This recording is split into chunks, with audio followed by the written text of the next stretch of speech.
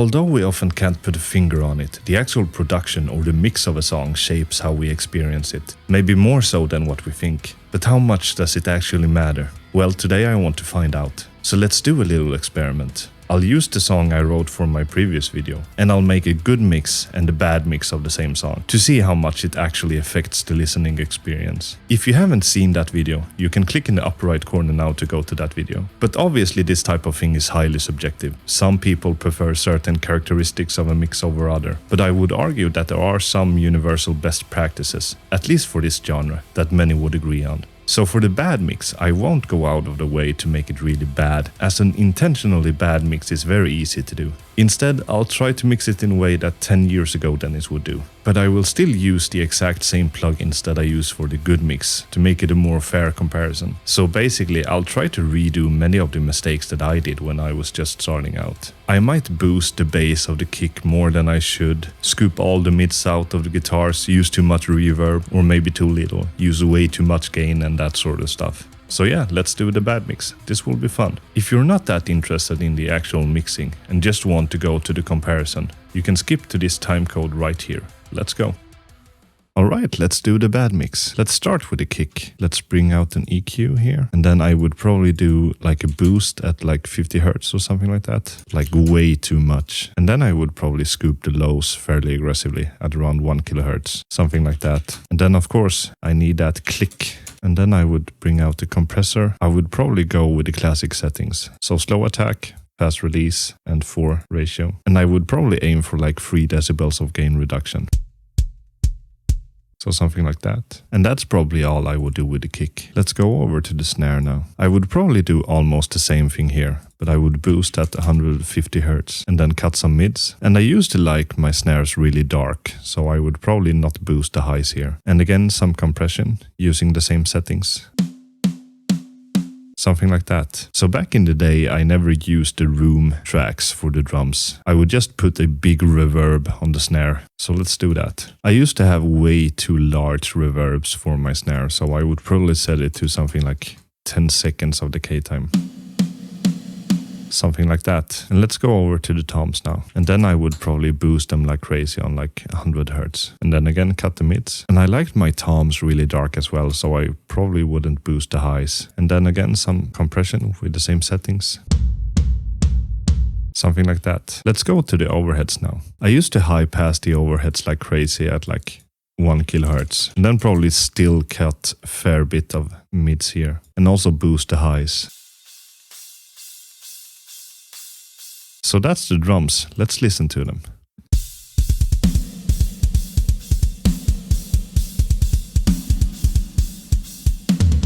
This is a good spot. So I used to mix bass like just, bass basically. So let's bring up an EQ here. And then I would probably boost at around 100 to get the, the bass out of the bass. And then again, cut a lot of mids out of 1 kHz. And I might have boosted some of the highs as well to get some of that, string noise.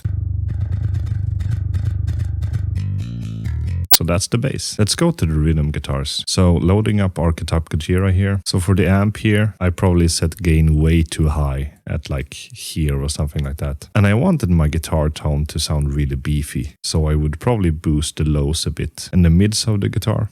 Who needs that? I would probably boost the highs and the presence a bit as well, because it sounds more exciting. So let's listen to that.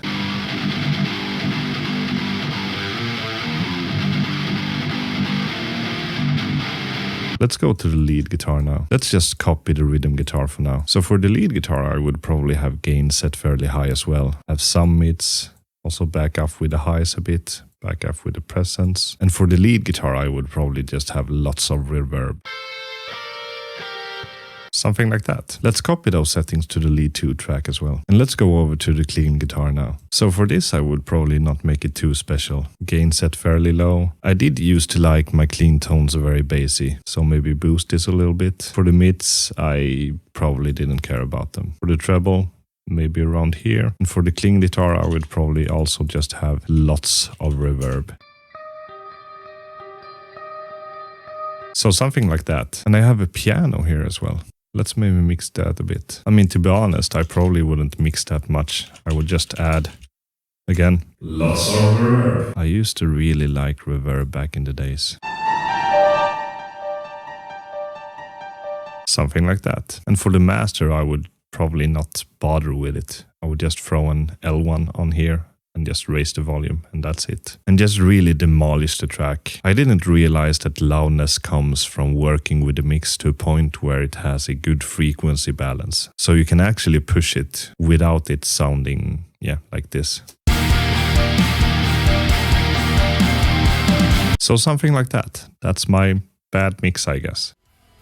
Alright, so for the good mix, I'll just reuse the mix I did for my previous video. Again, bad and good mixing is obviously subjective, but I feel like my original mix is at least somewhat decent. And I'm probably gonna look like a fool if you don't agree with me, but oh well. So let's listen to the two mixes side by side, shall we? Let's go.